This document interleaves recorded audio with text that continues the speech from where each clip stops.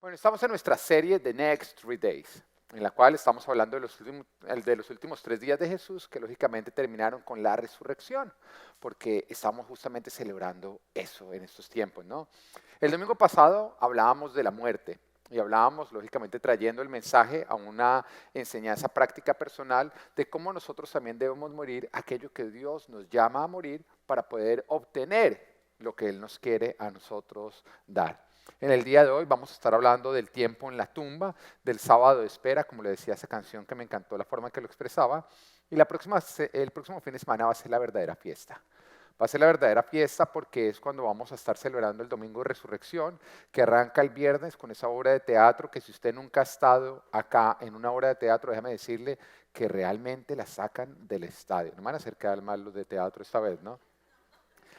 Y, y esa obra de teatro arranca el viernes y continúa el domingo. Así que agéndese para estar acá tanto viernes como domingo, pero también para invitar personas. Para cuando invite personas, déjeles saber que deben llegar puntuales, porque acá somos una iglesia donde nos gusta la puntualidad. Amén.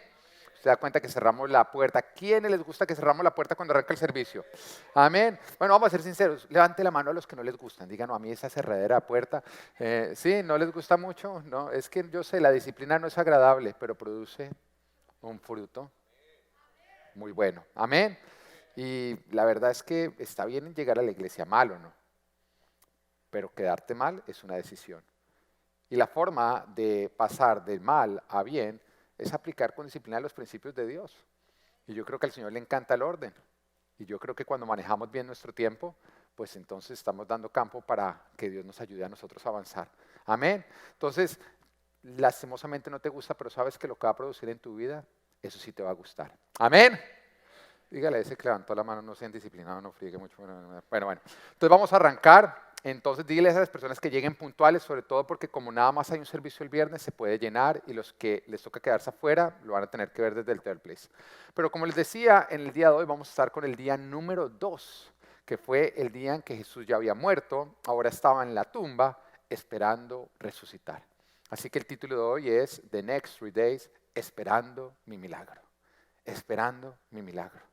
Y creo que ya te puedes sentir un poquito familiarizado con el nombre de la palabra. ¿Quiénes se sienten así, esperando su milagro? ¿Quiénes de pronto se sienten en un sábado de silencio en el cual ya murieron a lo que Dios los llamó a morir, pero siguen esperando lo que Dios les prometió que les iba a dar? Amén, esperando mi milagro. Como veíamos, Jesús, por obediencia y negando sus propios deseos, Él decide ir a la cruz y decide entregar su vida. Él no le fue arrebatada. De hecho, Lucas capítulo 23, versículo 46 nos dice, entonces Jesús exclamó con fuerza, Padre, en tus manos encomiendo mi espíritu. Y al decir esto, expiró. Él entregó su vida. Pero Jesús tenía una promesa. Él tenía la promesa del Padre que al morir, al tercer día, resucitaría. Sin embargo, para llegar al día número 3, tenía que pasar por el día número 2, que para serte sincero puede ser uno de los días más largos, porque es el día de la espera, donde habiendo muerto a lo que Dios te llamó a morir, ahora te toca esperar la llegada de tu milagro. Ahora, del día sábado poco se nos habla harto el día viernes, se nos habla harto el día domingo, pero el sábado poco se nos dice. ¿Por qué? Porque poco pasó. El día sábado muy poco pasó. Pero cuando tú estás a la espera de tu milagro, no ver movimiento puede ser de las cosas más difíciles que tú tienes que afrontar. ¿O no? Estar esperando algo y no se ve movimiento. Estar esperando el hombre que Dios tiene para ti y tú miras alrededor y mejor dicho es que acá no hay con qué hacer un caldo. Amén. ¿Mm? Estar esperando la llegada de tu milagro y no ver que por ningún lado hay ningún tipo de movimiento. Has dejado lo que Dios te llamó a dejar, te causó dolor porque cuesta dolor, pero lo hiciste porque decidiste creerle a Dios. Pero ahora esperas tu milagro y no ves ningún tipo de movimiento y eso da un gran padecimiento. Porque la espera, cuando estamos a la espera de nuestros milagros, es cuando se manifiestan nuestros hambres. Y por eso es que ahí es donde es probada nuestra fe. Porque para el que acaba de almorzar, ese espera con paciencia la cena, ¿o no? ¿Mm? Cuando tú acabas de meterte semejante almuerzo, tú ni te preocupas por la cena. Pero cuando tú tienes hambre, es ahí cuando se levanta la impaciencia y donde se evidencia el carácter. Mejor, si usted quiere saber el carácter de una persona, lléguele cuando no ha almorzado. Es ahí cuando empieza a evidenciarse. Y es ahí donde se prueba tu confianza y tu lealtad a Dios. Y el diablo lo sabe. Y por eso es justamente en esos momentos de hambre cuando él aparece con sus ofrecimientos. Porque es en ese momento que se hacen tentadores. Y solamente tu fe es la que te permite a ti perseverar. Es la que te permite a ti aprobar. Y tu fe es crear y confiar en Dios a pesar de que no ves movimiento y a pesar de que tus hambres se vienen levantando. Morir, morir duele, pero permanecer muertos esperando un milagro, ese es el verdadero reto. Ahora, entiende una cosa, nosotros somos sacrificios vivos. Somos sacrificios vivos de Dios, porque es que el sacrificio muerto no tiene otra, mejor dicho, no tiene otra opción que quedarse ahí, en el altar.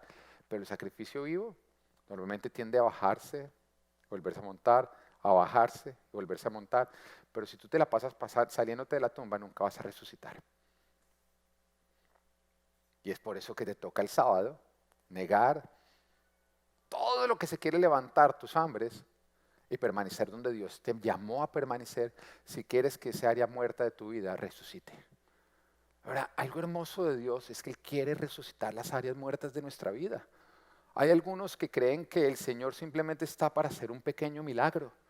Pero tú te imaginas donde Jesús lo único que hiciera es que tú llegaste con una enfermedad, te sanó y ya, te fuiste sano, pero con el mismo matrimonio destruido, con tu autoestima hecho pedazos, lleno de inseguridades, lleno de temores y llenos de miedo, pero sano. No, el Señor va más allá. El Señor apenas tú llegas, Él empieza su obra milagrosa. Pero a lo largo de tu vida tú vas viendo sus milagros en ti. Y empiezas a darte cuenta que cada vez eres más sano. Que cada vez vives menos por miedo y por temor. Que cada vez tus relaciones son más fuertes. Que cada vez tu vida se organiza más. Porque tú no llegas donde el Señor y te vas. No, tú finalmente te rindes a Él y vives en Él. Y Él te acompaña. Y todo lo tuyo empieza a ser transformado. Y el Señor quiere seguir transformando tu vida, pero eso solamente es posible si tú permaneces donde Él te llamó a estar, a pesar de los hambres que se quieren levantar y que te quieren hacer ir a donde Él te ha dicho que no vayas. Morir duele, pero permanecer muerto, ahí es donde está el verdadero reto. Pero es el único camino para llegar a tu milagro. Y entiende algo, Dios no quiere personas perfectas, pero Dios sí quiere personas inquebrantables, donde independiente de la presión del diablo, tú sigas siendo fiel a Él, esperando en Él y dependiendo de Él. ¿Lo entiendes o no lo entiendes?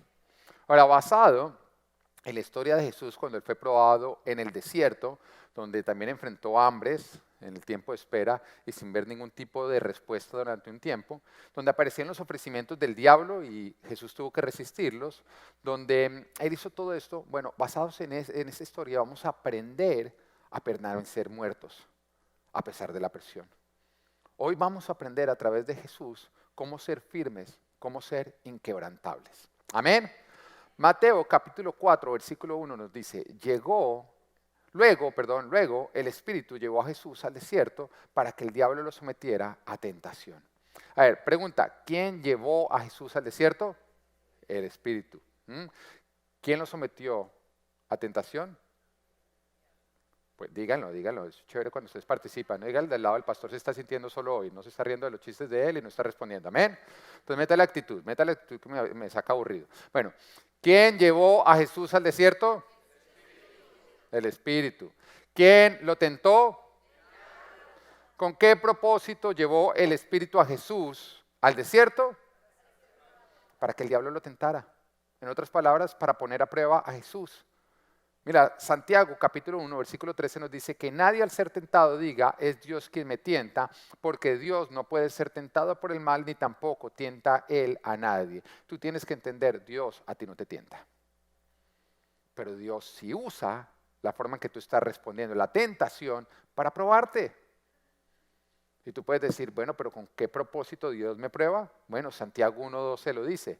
Dichoso el que resiste la tentación, porque al salir aprobado, o sea, ya te vas a dar cuenta de lo que ocurre cuando tú eres aprobado, dice, recibirá la corona de vida que Dios ha prometido a quienes lo aman. ¿Por qué Dios te pasa o permite que tú pases por ese tipo de prueba?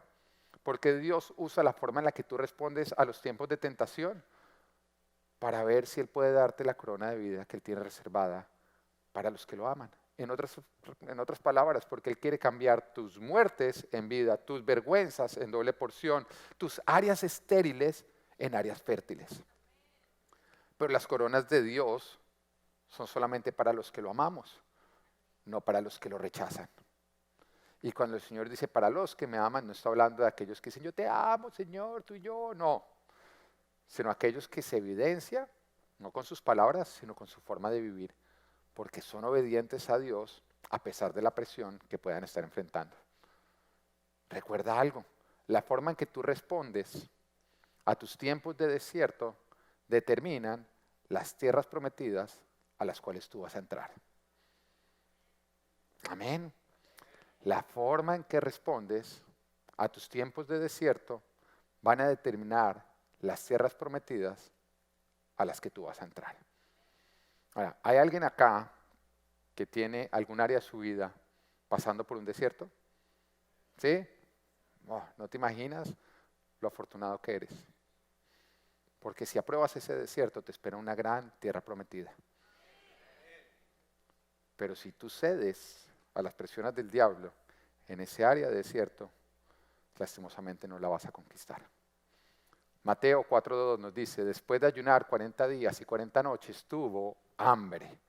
Oiga, después de 40 días y 40 noches Jesús tuvo hambre. No estamos hablando del hambre que te da a ti después del servicio, que tu esposo se demoró un poquito saludando y tú en ese momento te salió, mejor dicho, el chuque, empanada. No, estamos hablando de hambre, 40 días y 40 noches sin comer. ¿Ah? Pero es ahí cuando aparece el diablo, cuando tenía hambre.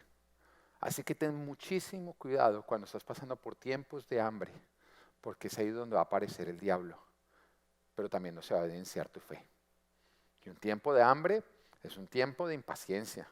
Es un tiempo en que tú ya estás cansado o cansada de esperar lo que Dios te prometió y tú nada que lo ves. Nada que el Señor bendice tu área profesional, nada que el Señor bendice tu área relacional, nada que tu hijo vuelve a casa, nada que pasa aquello que tú le vienes pidiendo a Dios. Y entonces empieza a levantarse la impaciencia, el desespero, y te empiezas a sentir tentado a dejar de esperar en Dios.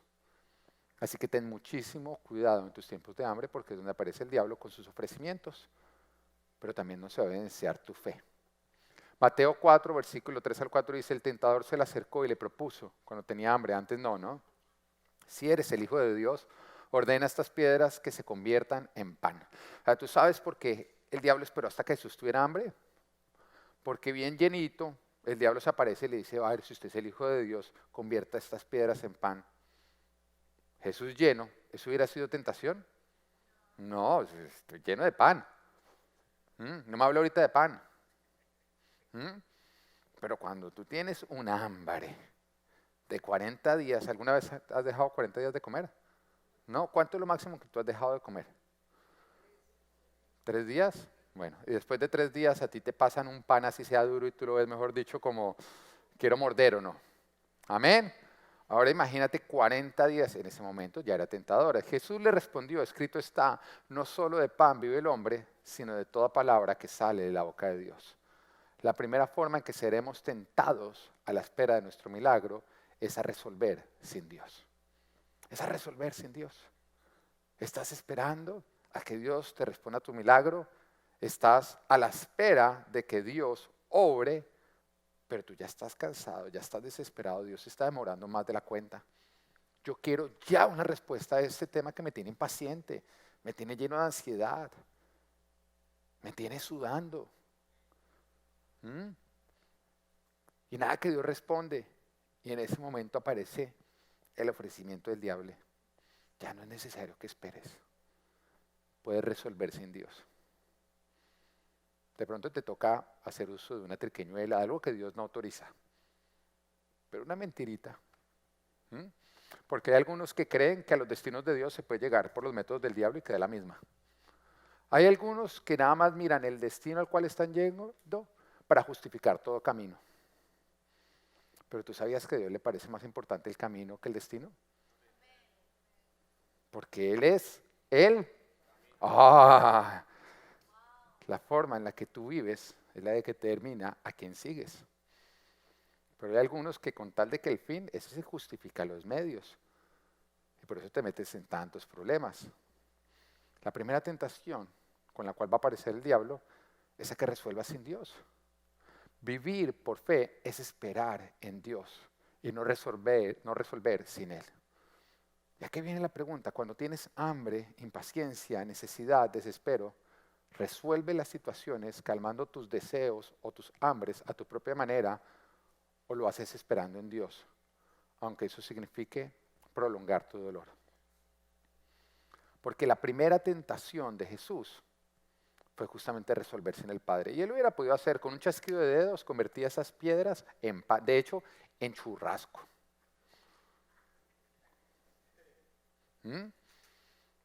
Usando lógicamente sus propios medios. El poder que el Padre le había dado para hacer los propósitos del Padre, los hubiera podido hacer para convertir esas piedras en churrasco. ¿Cuál pan, Satanás? Mire, rodicio. Hacerlo independiente del Padre. Si Él no hubiera tenido la capacidad de hacerlo, pues no hubiera sido tentación, ¿o no? Pero en la tentación se hace evidente que para Jesús es más importante obedecer al Padre que calmar sus propios hambres. Porque aquel para quien es más importante calmar sus hambres que obedecer a Dios, con facilidad va a vender a Dios. Con facilidad vas a vender al Señor. Y una y otra vez Jesús deja entender y deja saber que su alimento es hacer la voluntad del Padre, no calmar sus hambres. Hay una oportunidad en que Jesús está caminando con sus discípulos, está yendo de Judea a Galilea y pasa cerca de una ciudad de Samaria. Y Jesús está fatigado del camino, entendamos que estaba fatigado en su naturaleza humana, no la divina, porque Dios nunca se cansa, pero en su naturaleza humana estaba fatigado. Así que se sentó junto al pozo, mientras que los discípulos le dijeron, espera acá, Señor, vamos a ir a buscar comida. Pero durante la espera llegó una mujer, y esta es la historia de la mujer samaritana, que espero todos se la sepan, si no te la sabes, lee la Biblia. Y Jesús, a pesar de la fatiga, del hambre que tiene, Él empieza a servir a esta mujer, predicándole, profetizándole, amándola. Porque hay algunos que cuando ya tienen hambre o cansancio ya dejan de servir a Dios. Pero acá Jesús nos muestra que no importa el hambre o el cansancio que tú puedas tener, tu servicio no puede ser condicionado. Que tú eres un siervo y que un siervo resuelve primero la necesidad de su Señor que sus propias hambres. Y Jesús empieza a ministrar a esta mujer, termina el pueblo viniendo, todo el pueblo termina viniendo y Jesús empieza a predicarles, a ministrarlos a todos y en ese momento llegan sus discípulos. Y entonces los discípulos empiezan a recordarse, Jesús, recuerda que estás fatigado y que tienes hambre. Deja de servir a toda esa gente, más bien ven a comer. Deja de hacer la obra del Padre y más bien espérate y ven a comer. Y Jesús responde en Juan capítulo 4, versículo 34, mi alimento es hacer la voluntad del que me envió y terminar su obra, les dijo Jesús. Dejando muy claro que calmar sus propias hambres para Él jamás sería más importante que obedecer al Padre. Pero esto es una realidad para ti. ¿Qué es más importante para ti? ¿Calmar tus hambres y tus deseos o obedecer la voluntad del Padre? Porque tú puedes seguir a Dios o seguir a tus hambres. Pero aquel que sigue sus propios hambres, bueno, el diablo fácilmente le va a comprar su lealtad. Así que es en tus hambres donde se evidencia a quién es que tú sigues. Si a lo que calma tus hambres o a Dios. Y Dios te prueba en tus hambres para ver si Él cuenta con tu lealtad. Porque la corona de vida que Él tiene reservada no es para los que lo traicionan. Amén. Ten cuidado si estás pasando por tiempos de hambre. Mateo 4, versículos 5 al 7 dice, luego el diablo lo llevó a la ciudad santa e hizo que se pusiera de pie sobre la parte más alta del templo y le dijo, si eres el Hijo de Dios, tírate abajo, porque escrito está, ordenará que sus ángeles te sostengan en sus manos, para que no tropieces con piedra alguna. También está escrito, no pongas a prueba al Señor tu Dios, le contestó Jesús. La segunda forma en la que vamos a ser tentados en la espera de nuestro milagro es poner a prueba a Dios. Es poner a prueba a Dios. Mira, en otras palabras, es pasar de ser probados por Dios a nosotros más bien probarlo a Él. Mira, Señor, yo vengo esperando, pero yo quiero que tú me muestres que tú sí puedes cumplir lo que me prometiste y que sí estás dispuesto. ¿Te ha pasado? Bueno, yo sigo acá, pero que una señal. Yo quiero ver que realmente tú me puedes cumplir mi milagro, si no, y de pronto poniéndole fecha límite. Ten muchísimo cuidado con las señales que tú le pides a Dios, porque fácilmente puedes ser engañado. Y las señales, Dios jamás da señales para que tú creas. Dios da señales porque tú crees. Amén. Esa es la segunda tentación. Bueno, Señor, yo ya no voy a ser el probado, ahora tú, el test va para ti. Quiero ver que sí me puedas cumplir lo que me estás prometiendo. Y quiero ver que sí estés dispuesto. Pero eso simplemente evidencia que tú no confías en Dios. En los evangelios se nos muestran a los fariseos y a los maestros de la ley, que eran personas religiosas, pero que estaban supremamente lejos de Dios. Y fueron las personas que Jesús más denunció, porque ellos debían ser los que más creían, pero eran los que menos creían. Y se evidenciaba a través de su falta de fe. ¿Y qué hacían ellos? Leamos, Mateo capítulo 12, versículo 38 y 39. Algunos de los fariseos y de los maestros de la ley le dijeron: Maestro, queremos ver alguna señal milagrosa de parte tuya. En otra oportunidad dijo: haz una señal y creemos. De hecho, cuando lo estaban crucificando, están diciendo: bájate y creemos. En otras palabras, quiero ver para creer. Pero la fe no funciona así. La fe no es veo para creer, es porque creo, veo. Ver es la recompensa de creer. Es la forma en que Dios recompensa tu fe. Jesús les contestó: esta generación malvada y adúltera pide una señal milagrosa, pero no se le dará más señal que la del profeta Jonás. Es curioso que Jesús hizo muchas señales, pero sin embargo se la negó a estos y los llamó malvados y adúlteros. Los llamó mal. O sea, cuando tú coges y estás a la espera y te empiezas a impacientar, le dices a Dios: quiero una señal para darme cuenta que tú sí me vas a dar lo que me prometiste. El Señor dice: ay, tan tierno, espérate, voy por la señal. Malvado. Malvado. Y tú puedes decir: pero ¿por qué Dios se pone tan bravo? Porque es imposible sin fe, es imposible agradar a Dios. Sin fe es imposible agradar a Dios. Marcos capítulo 16, versículo 17 dice: estas señales, wow, el Señor sí da señales, ¿no? Estas señales acompañarán a los que crean. ¿Ves la diferencia? No dice: estas señales los acompañarán para que crean. Estas señales acompañarán a los que crean. En mi nombre expulsarán demonios, hablarán en nuevas lenguas, tomarán en sus manos serpientes y cuando beban algo venenoso no les hará daño alguno. Pondrán las manos sobre los enfermos y estos recobrarán la salud. ¿Tú te das cuenta que cuando alguien venía a un milagro, a pedirle un milagro al Señor, el Señor dice que se haga conforme a tu fe? No decía que se haga para que produzca fe, sino que se haga conforme a tu fe. Cuando le llevaban, dice: como vio la fe de ellos, entonces, cuando tú dejas de tener fe, déjate ver milagros.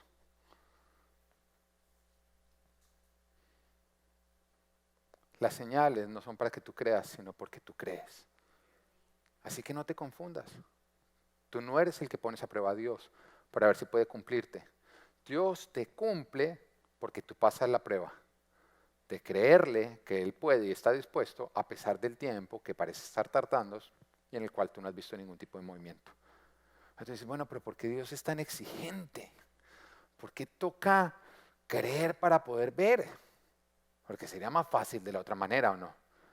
Pero fue justamente lo que llevó a Adán y Eva a pecar, a que abandonaran a Dios. Porque Dios les dijo: mire, si ustedes comen de ese fruto morirán. ¿Y ellos qué dijeron?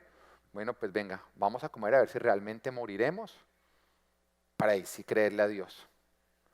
En otras, la palabra de Dios no fue suficiente para ellos. Ellos tenían que ver. Y acá viene la pregunta: ¿es suficiente la palabra de Dios para que tú creas? ¿O eres de los que necesitas ver? Porque eso muestra desconfianza. Si yo le digo a mi esposa me dice, no, mi amor, tú trajiste lo que te pedí. Yo, sí, mi amor, acá lo tenga. Y ella me dice, déjamelo ver. Es una evidencia de que ella no me está creyendo, ¿o no? Amor, ya te dije que acá lo tengo. No, lo quiero ver, lo quiero ver. Está evidenciándose que mi esposa no confía en mí. Ahora, él sí confía en mí, ella no me pide que lo vea. Bueno, pero muchas veces es así como tendemos a orar con Dios. Entonces dice, acá tengo tu milagro. No, pero quiero verlo. No me muevo de acá, entonces me voy para el mundo. Quiero ver. Y con todo eso se está evidenciando de que tú no confías en el Señor. Fue justamente lo que llevó a Adán y Eva a morir. ¿Es suficiente la palabra de Dios para que tú creas? ¿O eres de los que necesitas ver? Porque el que necesita ver va a terminar comiendo de lo que el diablo le ofrece y perdiendo lo que Dios le quería dar. Así que si no ves, espera de que la palabra de Él sea suficiente, no lo pongas a prueba. Porque los milagros son para los que creen, no para que creas. Amén. Están muy serios hoy. Bueno, Mateo capítulo 4, versículo 8 al 10 dice, de nuevo lo tentó el diablo, llevándolo a una montaña muy alta y le mostró todos los reinos del mundo y su esplendor. Todo esto te daré si te postras y me adoras. Vete, Satanás, le dijo Jesús, porque escrito está, adora al Señor tu Dios y sírvele solamente a Él. La tercera forma en que seremos probados mientras esperamos por nuestro milagro es a servir el dinero, los placeres y el mundo. El dinero, los placeres y el mundo. Sobre todo porque cuando tú estás a la espera, estás viviendo un padecimiento y estás teniendo que afrontar un montón de emociones que no son agradables. Porque es que hay algunos que creen que la fe hace que a ti no te cause miedito, angustia, incertidumbre, pero el camino de fe está lleno de eso. Está lleno de eso, por eso necesitas la fe, es una batalla. La fe no es no sentir miedo, no es no sentir angustia, no es no preocuparte. La fe no es nada de eso, es que a pesar de todo eso que se levanta, tú sigues creyéndole a Dios y sigues caminando hacia donde Él te llamó. Es una batalla. Y uno, no, es que no tengo fe porque siento miedo. Claro que tiene miedo. Yo me pregunto, cuando David fue a enfrentar a Goliat, ¿tú crees que en algún momento no se le pasó por la mente, ¿y qué si me estoy equivocando? ¿Y qué si este gigante me convierte en un sándwich? ¿Ah? Si no, era un loco o no. Era un loco porque tenía que tener una parte humana que le dijera a David, ¿usted por qué se puso a hablar? Calladito mejor, más larga su vida. Pero él tuvo que en ese momento apropiarse y repetírselo una otra vez. Su carne le hablaba, pero él le hablaba a su carne. El Señor dice que no tengamos miedo a ningún ejército cuando sea más numeroso porque Él estará con nosotros, Él peleará con nosotros. Y su carne le decía, sí, pero mire ese ejército, es el Goliat. Y fue una batalla.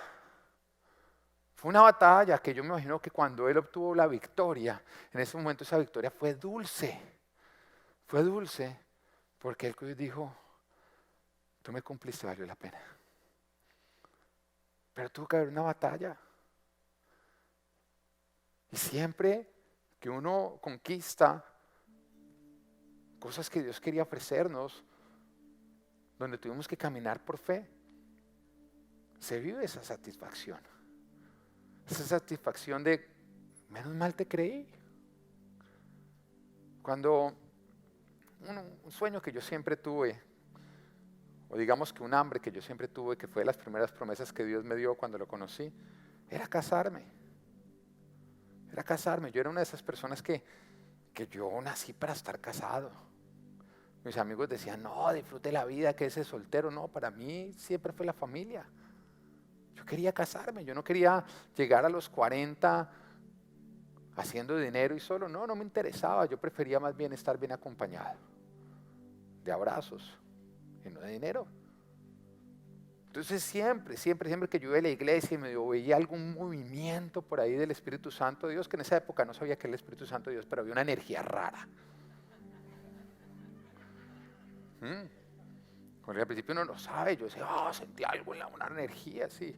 Después entendí que era el Espíritu Santo de Dios que me tocaba, pero cuando yo sentía algo así, yo decía, Él está acá, yo le decía, olvídate de lo que te acabo de pedir, esposa, esposa. Y yo sabía cómo había sentido eso, yo dije, seguro me oyó, sí, tú me oíste porque yo te sentí. Y entonces Dios me mostró que mi esposa iba a ser Ana María. Y en ese momento no era como, mira, no, yo vivía en Canadá, ella vivía en Colombia. Y además tenía un novio que el tipo era actor / modelo. No, que tuviera nada que yo no tenga, ¿no? Pero el hombre tenía más seguidores en Instagram. Pero bueno, no importa. No, mentiras, Instagram no existía. O si no, se hubiera tenido más seguidores, pero bueno. Y en ese momento Dios me dice, ella va a ser tu esposa. Me empieza a dar un montón de instrucciones. Y me dice, vete a vivir a Colombia. Pero claro, no eran cosas emocionales. Dios me estaba hablando. Y a mí me toca dar esos pasos de fe, me voy a vivir a Colombia. Y cuando voy llegando, llega ella, porque empezamos a hablarnos. Yo era el primero que me convertía al cristianismo, ella ya era cristiana, y yo era como el primer amigo que me convertía al cristianismo.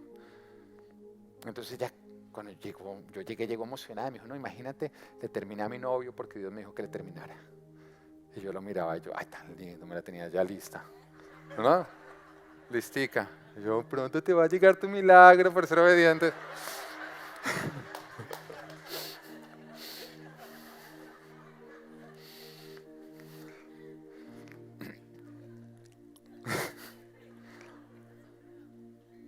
Y estamos una semana juntos los dos.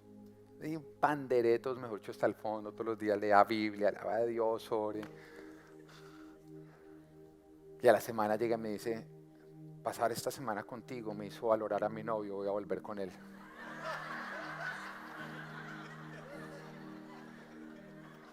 Oye, vuelve con ese desgraciado. Y habíamos armado un grupo de oración y me lo llevaba ya al grupo de oración. ¿Ah? Bueno, cuando había buena comida, porque siempre llamaba a preguntar qué íbamos a dar de comida para ver si iba o no. Y yo predicaba y siempre lagrimeaba. Y en qué momento ahí se convierte este tío. Y era la espera, ¿no? La espera. Y era esperando. Y entonces yo me acercaba a las personas y todo el mundo decía que yo estaba loco. Todo el mundo decía que estaba loco. Yo no, que le contrato, pero de pronto llegaba el pastor, bueno, ¿y usted qué? Yo no, Dios me dijo que ella va a ser mi esposa. Me decía, pero pues tiene novio, ¿no? No cualquier novio, o sea, acá entre nos.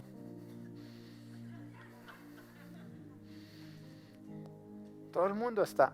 Yo recuerdo una vez mi mamá que se me acercó y me dice, bueno, ¿y tú por qué no tienes novia?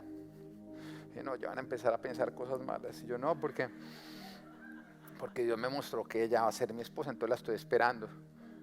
Mi mamá nada más me miraba como, ay, pero ya tiene novio, ¿no? Lleva 3 años con el novio. Y yo nada más decía, Dios en su tiempo. Fue difícil. Además, que de pronto uno en la iglesia, siendo de los cristianos más firmes, más radicales, eso es atractivo en la iglesia. Entonces de pronto apareciera que se emocionaba. Y a veces en que yo cogía y hasta pues, aparecía una bonita, hasta que yo cogía y le decía a Dios, me cansé, entonces me voy con ella. Y Dios me decía, espera.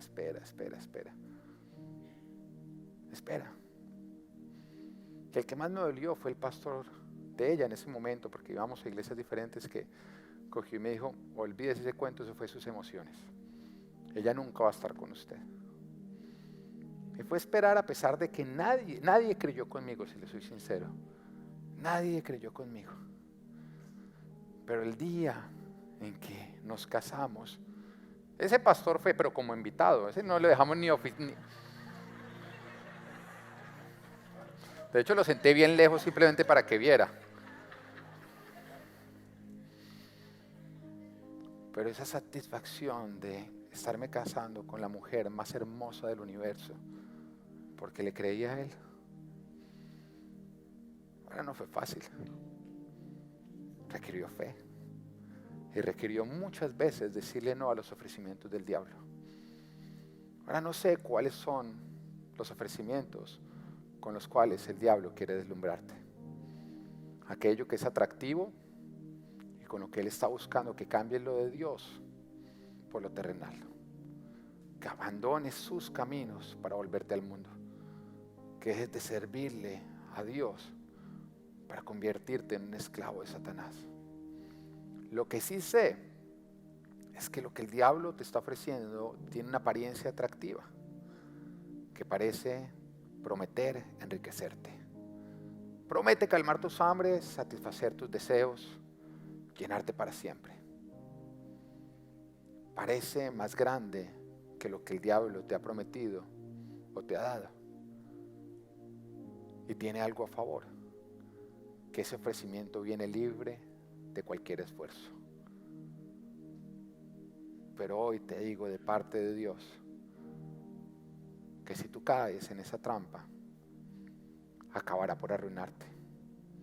Porque el mundo y su esplendor no es lo que parece, ni cumple lo que promete. Y el diablo quiere usar su apariencia para robarte lo único que realmente llenaría tu vida. Si estás viviendo tentaciones, llegó el tiempo de que evidencies si eres de los que endiosan sus deseos o adoras al único y verdadero Dios. Porque después de la tercera tentación, el diablo quedó desarmado. Porque Jesús había dejado claro que a él no le importaba ni el mundo, ni el dinero, ni sus placeres, que su lealtad estaba con el Padre. Y Mateo 4:11 dice, entonces el diablo lo dejó y unos ángeles acudieron a servirle.